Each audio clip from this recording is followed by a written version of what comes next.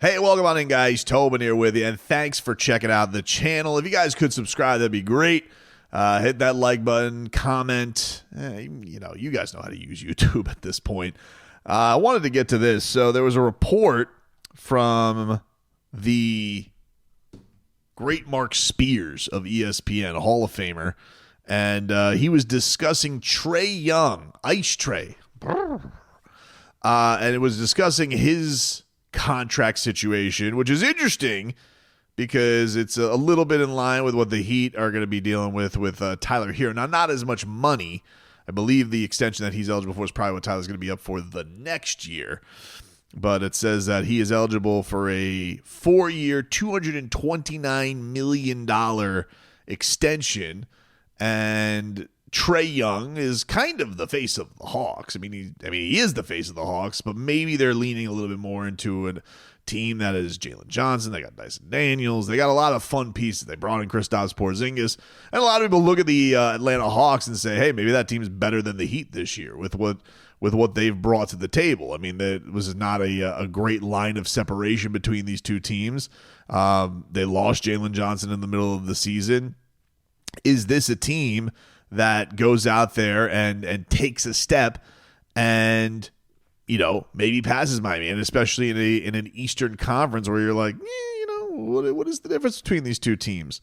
So that remains to be seen on where things go with these perennial play-in teams over the last few years. But Atlanta is in a spot because, they're putting their chips in and seeing what this team can be, but not necessarily, I guess, going full go on investing in Trae Young. But Trae Young has certainly gotten some more opportunities. He's going to be 27 going into this year. A couple years older than Tyler Hero, but has, been a scoring leader, has really upped his assist game.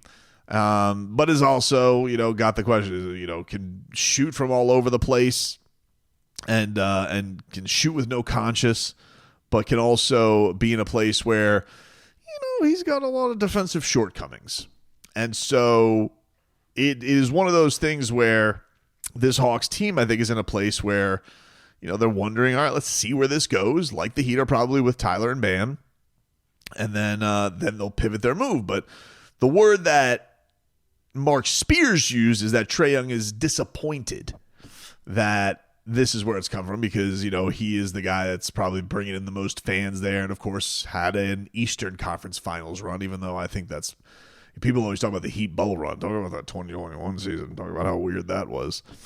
But his disappointment is – I think it is, warranted in some way from the Hawks. I think you're probably wondering, like, hey, is this the guy who can carry us all the way, even though we know that he's probably one of the most famous in the league, and everybody loves doing the Ice Trae. It's cool. Trae-0-5 if he were on the Miami Heat, right?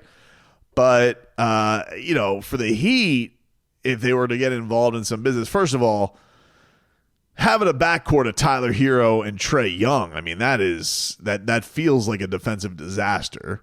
It feels a little bit redundant.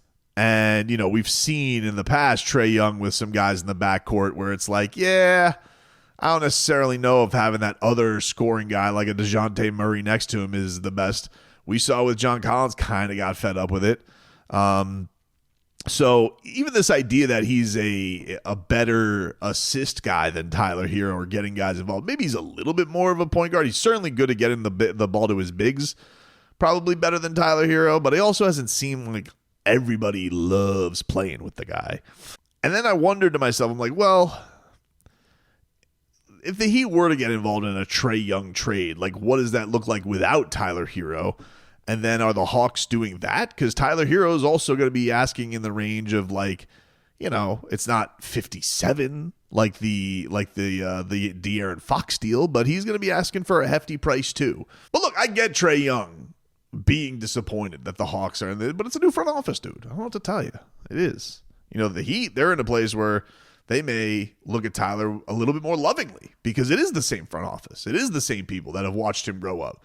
So if Tyler Hero was here with a new front office, would this even, of course they would probably be in a place where there was going to be more questions. But I saw this and I know people were like, oh, yeah, maybe. I mean, it's sexy. I get it. It's sexy. He's got some fun plays. Trey Young is fun. He's also fun to beat. It's fun. It's fun when the Heat have tortured him on defense. I love that. The back and forth with Jimmy Butler was great fun when Gabe Vincent tortured him and was like, he's like, oh, let things go. Me. That was great fun too. So I don't know. But one thing that I am excited about is the Euro basket that's coming up. But there were a couple of things that were out here that I'm like, yeah, I don't know, dude. I don't know where this is coming from.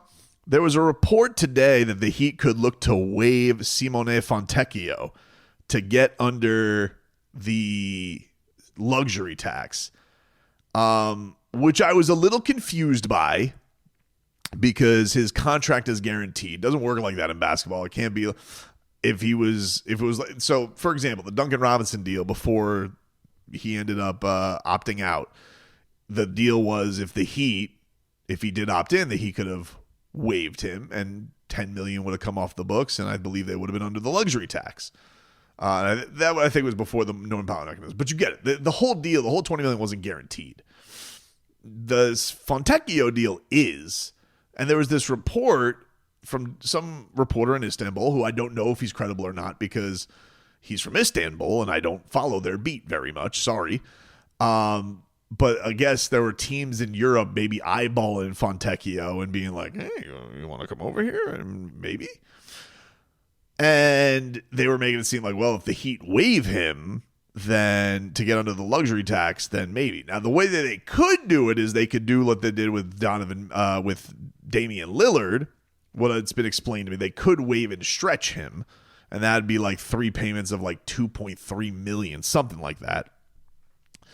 And that would be able to get the Heat on the luxury tax. The thing is, he would also have to add a player because they would be at 13 and to be at 14 players. So I don't think there's much weight to this. I would venture to say I think the Heat are going to have fun. Remember, the Heat like these Heat killer guys. Fontecchio's had some really big games against them.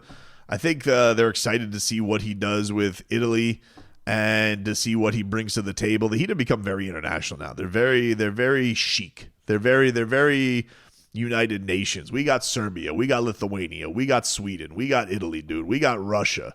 We got Canada. We got the U.S., dude. If you want to count Jaime into Mexico, we're venturing there too, dude. So it's a great international flavor in the Heat locker room right now.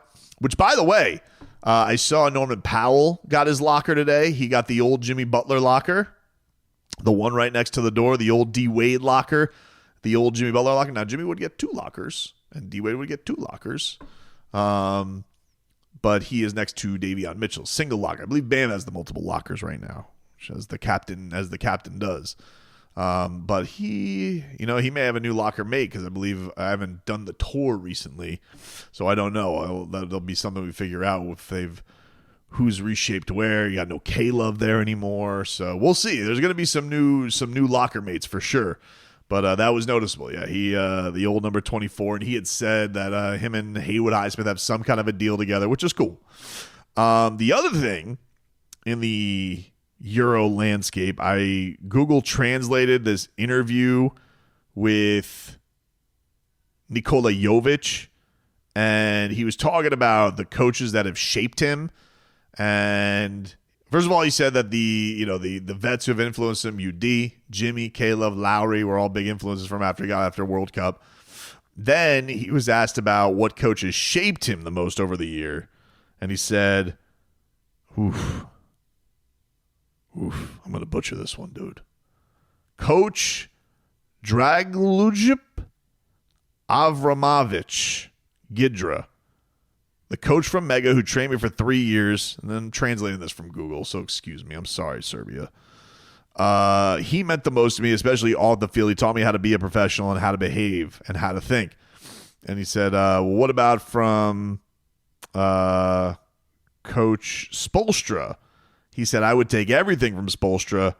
He's a genius on the board.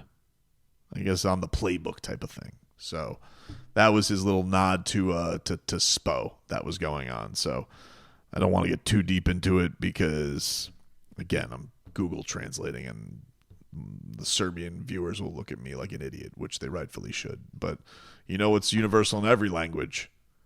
Jovic, dude. That is. So, looking forward to watching him in action.